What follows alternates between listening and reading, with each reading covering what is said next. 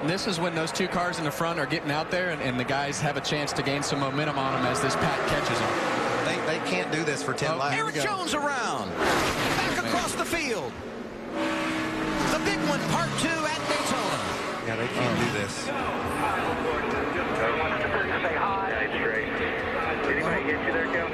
A horrific crash for Kyle Busch, who slid through the infield grass and went head-on into the inside wall.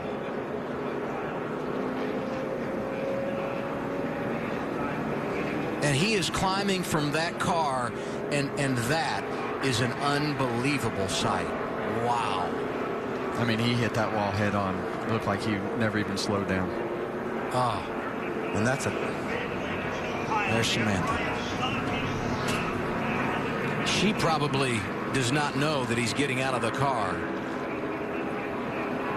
But that is a great sign. And you saw her say thank you, and perhaps one of our cameramen sharing the news with her. Wow. fast car all day long. J.J. Yaley tore up. Chase Elliott, our defending series champion. There's where it started. I don't know how it started, but we saw that 20 car of Eric Jones go around first.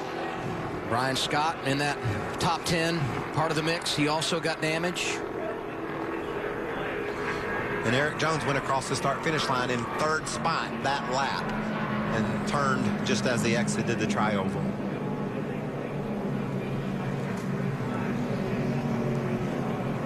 I just looked up late and caught a glimpse of Kyle sliding through the grass, and you see Kyle here being tended to by medical officials. And he is alert and obviously talking, and that's a great sign.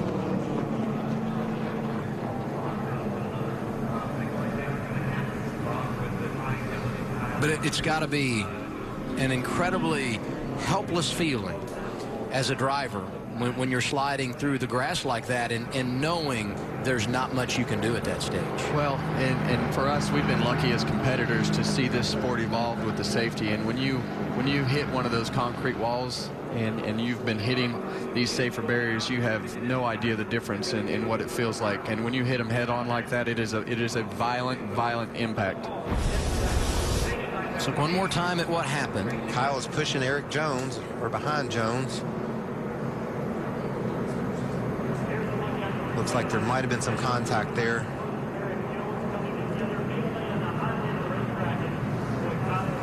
And there you see Kyle, top of your screen.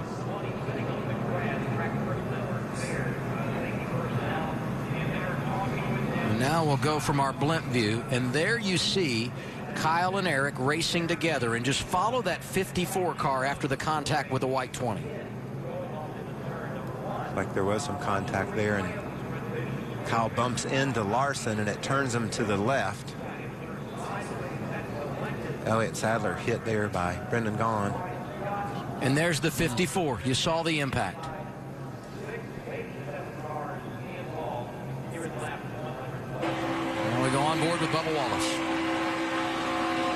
Check up, check up, check up, check up. Down, down, down, down, down. Keep rolling hard, keep rolling hard. We're in it, we're in it, we're in it.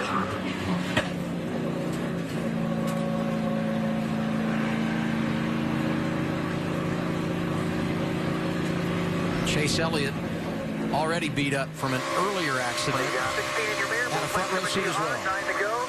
20 going to go in the middle. Be a big wreck behind you, big wreck behind you, big wreck behind you, big wreck behind you, big wreck behind you, big wreck behind you, big wreck behind you. Caution. We're fine. We're fine. I think looked like he thought he had it cleared just from the side.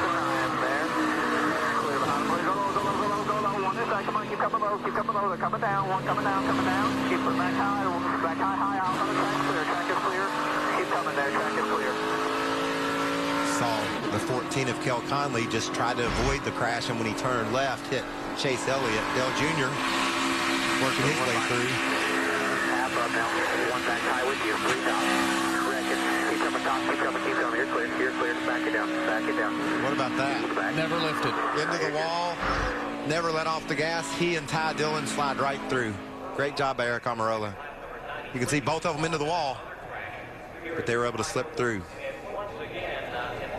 As was Austin Dillon. What a great move by Austin to miss the crash. And lost in all of this, you saw Dale Jr., how he laid back, didn't get involved, didn't get any damage. He's the first car one lap down. He's going to get the free pass, be back on the lead lap, and there will only be a handful of cars on the lead lap when we go back green. Yeah, and that whole wreck started just because, you know, the cars were light in the tri-oval. Kyle was pushing the 20 car, doing what he tried to do to advance forward. And you see that 20 car just get a little bit loose, and Kyle was still right there on his bumper. And when he started swerving around, that car just shot that car out of control. You've said it several times today, both of you. Explain what it means when the car is light. Well, that car is light right there as Kyle's pushing him. So Eric's trying to just let it have its head and go as straight as possible through the tri-oval. And then they become not centered anymore. And as Eric starts to come back down the racetrack to try to get back in line, it just spins the car out. Yeah, that is a huge hit for that 54 car, and you know, it looks like that something broke, but